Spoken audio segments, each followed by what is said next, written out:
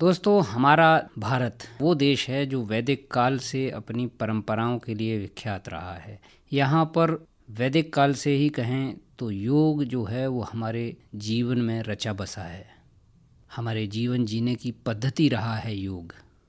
आज के इस युग में भी योग की क्या प्रासंगिकता है, किस तरह से योग हमारे जीवन के लिए महत्वपूर्ण है, उस योग से जुड़ने के लिए योग शिक्षा की आवश्यकता महसूस हम सब लोग कर रहे हैं।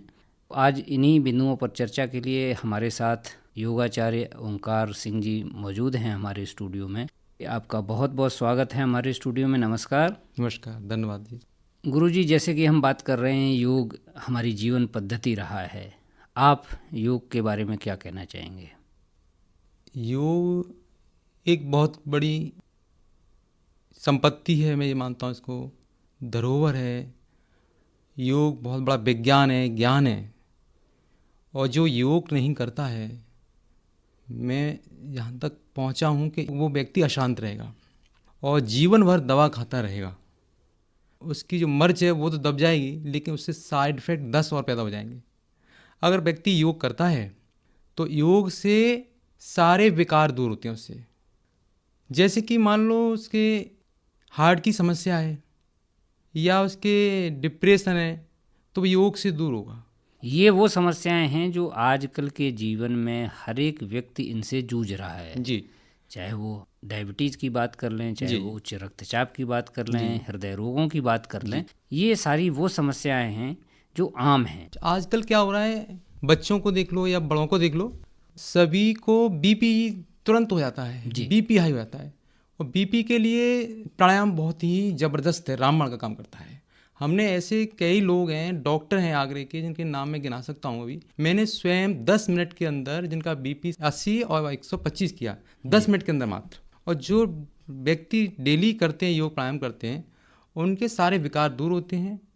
मन के भी विकार दूर होते हैं, शारीरिक जो भी कष्ट हैं वो दूर होते हैं। आसन से शारीरिक रोग दूर होते हैं और प्राणायाम से मन के रोग दूर होते हैं, जैसे झूठ, कपट, छल है, द्वेष है, ईर्ष्या, ये स्वतः ही गायब हो जाते हैं। व्यक्ति नहीं, व्यक्ति महामानव बन जाता है। शारीरिक जो समस्याएं हैं वो तो दूर होती ही हैं, जी जो मानसिक विकार हैं हाँ उनसे भी दूर रहा जा सकता है जी। योग के माध्यम से। क्योंकि जो प्राणायाम करता है उसकी जो मन की वृत्तियां हैं, इंद्रियां हैं, प्राणायाम करते करते उसके प्राण में विलीन करने लगती हैं। बुद्धि प्राण आत्मा में विलीन करने लगते हैं। जो आत्मा से टच रहेगा उसके अंदर विकार कोई भी नहीं आ सकते, क्योंकि जितने भी विकार हैं वो सिर्फ मन के अंदर हैं, मन इंद्रियों के अंदर हैं। जो प्राणायाम करता है उसके विकार नष्ट हो जाते हैं। व्यक्ति के अंदर दोष नहीं है, जी। कोई भी व्यक्ति खराब नहीं है, सिर्फ उसके मन इंद्रियां खराब होते हैं। मन इंद्रियां जो है वो प्राणायाम से ठीक हो जाते हैं। प्राणायाम करे वो व्यक्ति और वो 3 महीने के अंदर वो स्थिति प्राप्त करता है, वो ध्यान में, मेडिटेशन में बहुत उच्च कोटि स्थिति करता है। ये थोड़ा ध्यान की बात चलेगी, मैं योग में ही आ रहा हूँ वापस लौट के। तो योग करने से हमारे शरीर के रोग दूर होते हैं, मन के भी रोग दूर होते हैं, मस्तिष्क के भी रोग दूर होते हैं। योग शिक्षा के प्रचार प्रसार के लिए योग दिवस जैसे जो कार्यक्रम हैं वो कितने महत्वपूर्ण हैं? आज जो 21 जून का जो योगा डे मनाया है, अगर इसको अगर स्कूलों में कर दें तो मैं ज़्यादा बड़ी बात नहीं कहता हूँ। 10% रोग ही रहेंगे सिर्फ, वो प्रारब्ध के अनुसार, जो भी इनका भोग है कर्म के अनुसार, लेकिन बाकी सारे वो कर्म उनके शुद्ध हो जाएंगे। प्राणायाम से ही कर्म शुद्ध होते हैं। प्राणायाम जब करेगा तो उसके विकार आएंगे ही नहीं हैं, तो वो खत्म हो जाएंगे और वो आगे अच्छे कर्म करेगा, अच्छी सोच रखेगा, अच्छे विचार रखेगा। प्राणायाम से गंदगी दिमाग में नहीं आएगी, कि प्राणायाम बहुत ऊंची चीज़ है। एक गीता में श्लोक भी आया है, अनन्य चिंतयन्तु मां जनियु पर्युपास्ते तेषां नित्ययुक्तानां योगक्षेम हम्यम। जो व्यक्ति योग करता है वो भगवान को प्राप्त होता है। योग एक शारीरिक कसरत या व्यायाम नहीं है। जी। योग एक परमात्मा से जोड़ने के लिए है। जब परमात्मा से जुड़ता है तो उसके सारे विकार नष्ट हो जाते हैं। योग का तो अर्थ ही है जोड़ना। जी, जुड़ना। यानी कि हमारी जो मन स्थिति है उसको परम सत्ता के साथ जोड़ने को हम योग क्रिया कहते हैं। जी जी जी। जैसा कि आपने अभी कहा कि स्कूलों में योग शिक्षा को अनिवार्य कर देना चाहिए। आपको क्या लगता है कि योग शिक्षा की आवश्यकता आजकल के परिप्रेक्ष्य में और जो हमारी भावी पीढ़ी है उसके लिए कितनी महत्वपूर्ण है? क्योंकि आजकल वो खान पीन नहीं रहा है, सबसे बड़ी बात खान पीन नहीं रहा है। और पहले हर स्कूल में पीटी हुआ करती थी, पीटी के साथ में थोड़ा बहुत प्राणायाम भी हो जाता था, श्वास कहाँ लेना है और कहाँ छोड़ना है, लेकिन प्राणायाम होता था, लेकिन योग होता था, लेकिन उसको योग में नहीं, उसे पीटी में देते कि पीटी टीचर है। शारीरिक जो क्रियाएं थी, शारीरिक जो शिक्षा थी उसके तौर पर उसको देखा जाता था, उसमें भी 10% प्राणायाम होता था जी। लेकिन प्राणायाम कहाँ, जहाँ पेट दबता था वहाँ प्राणायाम करा देते थे कि श्वास निकाल दो यहाँ पर, यहाँ छोड़ लो तो प्राणायाम हो गया।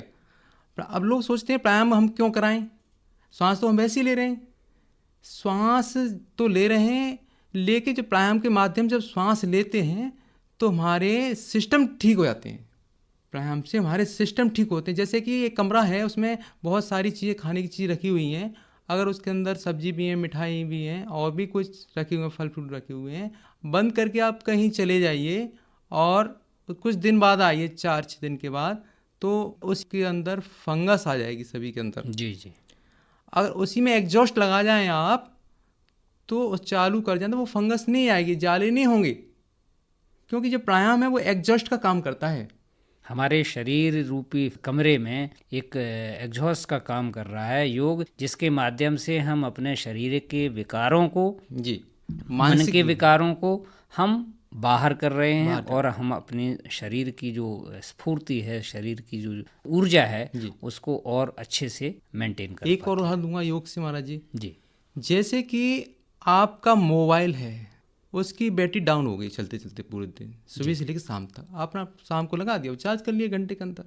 ऐसे ही हम प्राणायाम करते हैं तो हम अपना पूरी बैटरी चार्ज कर लेते हैं शारीरिक की। हमारे प्राणायाम करने से एक एक सेल्फ रिचार्ज हो जाते हैं, फिर हम हमारे अंदर बहुत सारी ऊर्जा बढ़ जाती है, फिर कार्य करने लगते हैं। प्राणायाम में रिचार्ज का काम करता है बॉडी के अंदर। बॉडी का जो रीजेनरेशन है सेल्स का, वो योग द्वारा संभव, योग द्वारा। ये चीज़ समझना हमारी जो नई पीढ़ी है उसके लिए कितना महत्वपूर्ण है, किस ढंग से उसको योग शिक्षा दी जा सकती है? सवेरे उठ के वो प्राणायाम करे बैठ के, जी, नहीं तो स्कूल में कर ले, कि जरूरी नहीं है कि एक आसन पे बैठ कर या चेयर पे बैठा, जब भी कर सकते हैं इस प्राणायाम को। तो जो पढ़ने में मन नहीं लगता बच्चों का, पढ़ने में स्वाभाविक ही मन लगने लगेगा, और जिनको चिड़चिड़ापन रहता है वो चिड़चिड़ापन भी उनका खत्म हो जाएगा, तनाव भी मुक्त हो जाएगा, डिप्रेशन भी मुक्त हो जाएगा उसका। छोटी छोटी मम्मी पापा या पिताजी जो घर में बात करते, झुल जाता है बच्चा, बात मानता ही नहीं है, आप प्राणायाम कराइए, वो शांत रिलैक्स हो जाएगा। जी। एक एक कोशिकाएं हमारी 72 लाख 10,200 नाड़ियाँ होती हैं, और वो कहीं ना कहीं कारण हमारी कमियां ही होती हैं खाने पीने से। वो, मैं ये नहीं कहूँगा कि निष्क्रिय हो गई, वो ड्राई हो जाती हैं, चिपक जाती हैं, तो वो काम नहीं कर पाती हैं। तो बच्चे की कोई कमी नहीं है, प्राणायाम करने से वो विकसित हो जाती हैं, अपना सुचारू रूप से काम करने लगती हैं।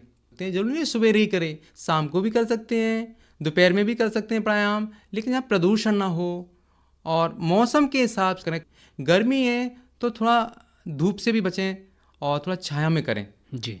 तो इसे प्राणायाम से बहुत लाभ मिलेगा। जो व्यक्ति करेगा वो स्वयं करेगा, फिर औरों को भी प्रेरणा देगा कि आप भी भाई प्राणायाम करो, इससे आप ठीक हो सकते हो।